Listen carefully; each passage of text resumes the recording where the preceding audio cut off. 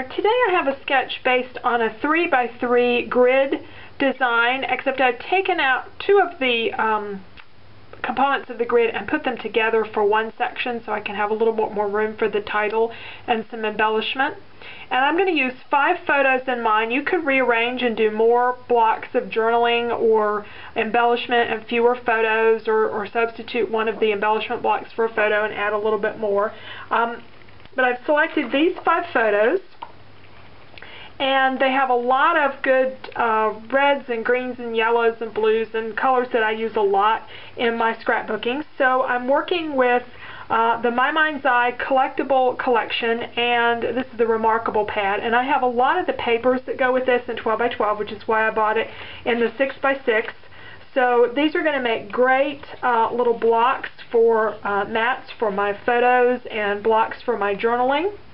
I'm also going to need, though, a page for the background, and so I went through the papers that I had from My Mind's Eye, and I narrowed it to these 3 choices. And let's take a look at the photos. I really like this teal, and I also loved the yellow when I pulled it out. The photos are going to be on other things, so the yellow will be kind of in the background, so I really like those. I'm not as crazy about the green, because I don't think the green really goes so much with the photos. Right now I'm leaning towards using the teal, because this is a page about our living room and how it's really a living room, and all the things that happen in the house in that room. And this color is part of my decor. So I really like that as a background. I'm going to need, I'll say, a lot of the 6x6s for backgrounds for the photos, but I'm also going to need one little bit larger piece, so I'm going to be going back to my 12x12s. And I had this paper. I used part of this on a page as the background for a page a few weeks ago, and I cut the middle out. Well, here's the middle, and I cut it out because I liked that plaid, and also I really like this yellow. So I'm thinking about using this yellow as the background for my title. I've picked out a couple of different letters, stickers, some red and some brown that go with this, so I think those will probably be what I use for the titling.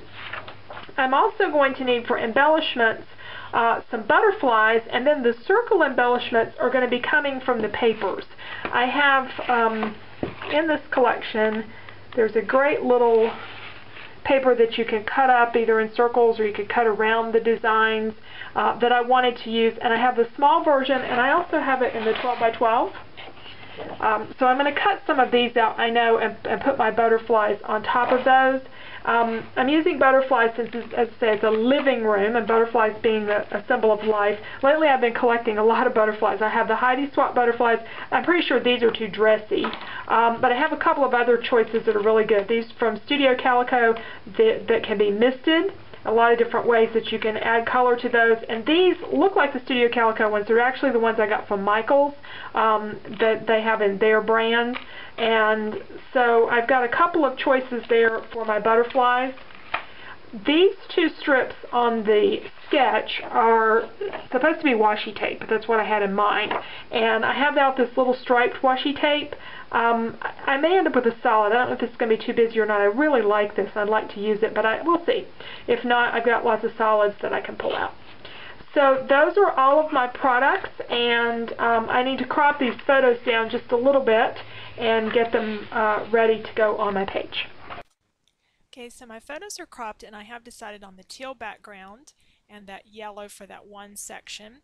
I'm going to use cut up some of those little designs in that one paper, so I'm pulling papers here that will match it from this My Mind's Eye, matching that 12x12 paper, and it's very easy since I'm using their 6x6 pad. Just pulling out some of the tone-on-tones that I liked. I liked that polka dot, and I'm looking for a few others. I know I'll need a red, and I really like that wood grain. There's another yellow, but I think I've already got yellow covered. Here's another pattern with some design to it, but I decided on the little small plaid. I'm going to put those where I'll have a lot of embellishment. Adding a few more papers to my choices from the Simple Stories pad. The 24/7 collection really goes well with this. I like this cork background paper. So I'm just putting those out by color, and then I'll narrow the choices down. I need to put some kind of backing on this, and that's what I've done here so that I'll have something to lay the squares on, because I cut the middle out. I always do that if I can save paper out of the 12 by 12 sheets. And I need 5 little squares, so I'm just choosing 5 papers.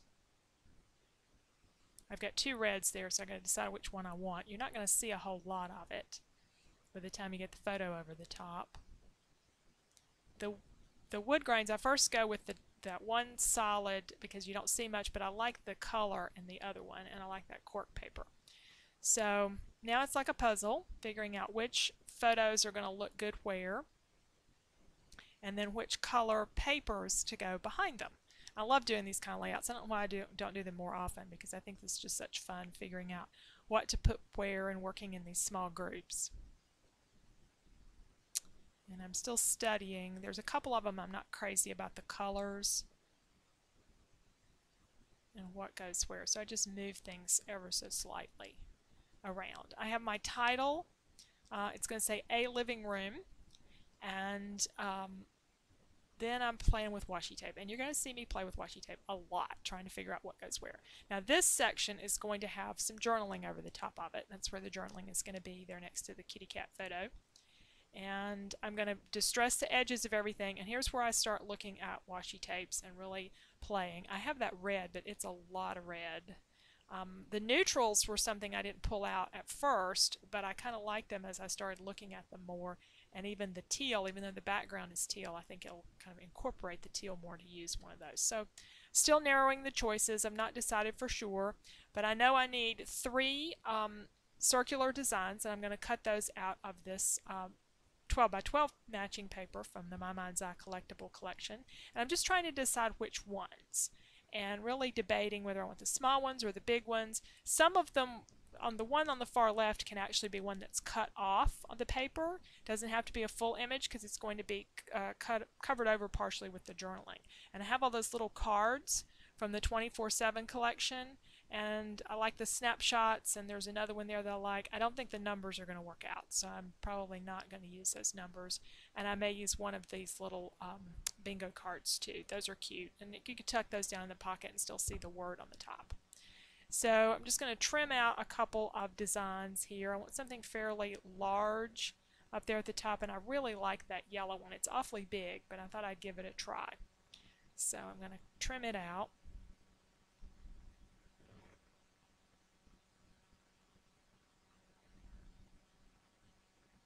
If I don't like it here, I can always use it on another project. And after I get them trimmed, I'm covering the edges with a little bit of a marker, just something that matched. I use Stampin' Up! Markers. Any kind of marker would work to cover up that white edging that you inevitably see, and that'll make it look better. And I'm ready to do my distressing, and what I'm doing is direct to paper, taking the ink pad and pressing it right on the paper, and that gives you a very intense look. I haven't done that in a long time, but in this case I really want these the edges of these to stand out, so you see the distinction between the different sections of the paper, because they're not going to all be covered with washi tape, just a couple of them. Now the letter A, I painted it in a teal kind of color, and I painted a little extra on a scrap piece so I could experiment. I want to do some stamping on top, and I don't know exactly which color I want to stamp with. So I've got a lighter color and a darker color, and I'm just going to press my sample piece to the to these different colors, and I decide on the slightly darker one, which is some color box ink. I think it's called Prussian Blue.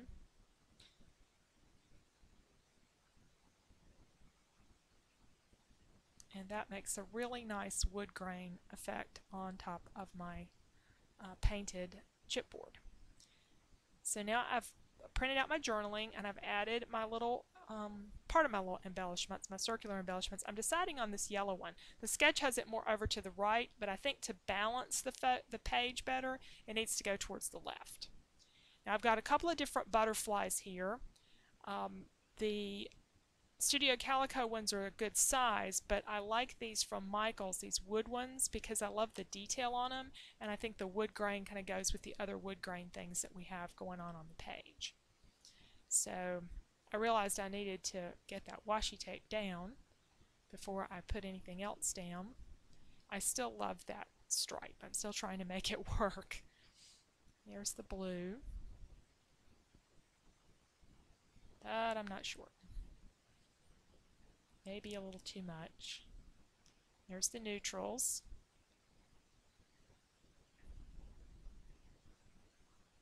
It's a good thing you can roll washi tape back up, although I'm challenged to get it rolled up really neat. I even tried that red, and I like the color red there. I just don't like that red. It's just too intense. It's taking over. So I had some red, another one that I hadn't even tried before, and it's a good fit. It's a good possibility.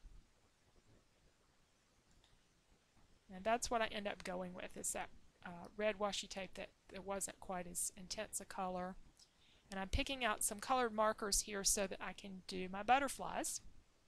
I'm just going to go over each of them with a Stampin' Up! Marker, and I've seen people do this with Copics. The yellow one, I'm doing multiple colors. I've got a bunch of different shades of yellow to kind of give it some variation, just going over it with different shades of yellow to make it a little more interesting. And then I have a blue one that's an old Stampin' Up! Color, and I make sure that it matches, and it does. I never get rid of the markers, as long as they operate. And then I'm stamping them with a few stamps with a little bit darker color, and the darker color is important. The butterfly here, the red butterfly, I first used a red that just didn't show up, so I'm going back over it with burgundy to get my stamped image to show up. Here's our final page. I did add this little sticker here because I had this sort of blank area that needed a little something, and then just a few of the enamel dots that I thought sort of brought everything together. I may have to add a little bit of adhesive underneath some of this washi tape because I moved it around so much. And I added the polka dots to this. So let's take a look at our sketch. We have our 5 photos, and I just moved this up a little bit to make it fit, and then there wasn't a tag under here because my title took up so much room, so it's going over down there. And these little things came out of the 6x6 paper pads. So let's just do a couple of close-ups here so you can see better the final page. Thank you for watching today. I hope you'll find ways to use your 6x6 pads and your 12x12 papers together.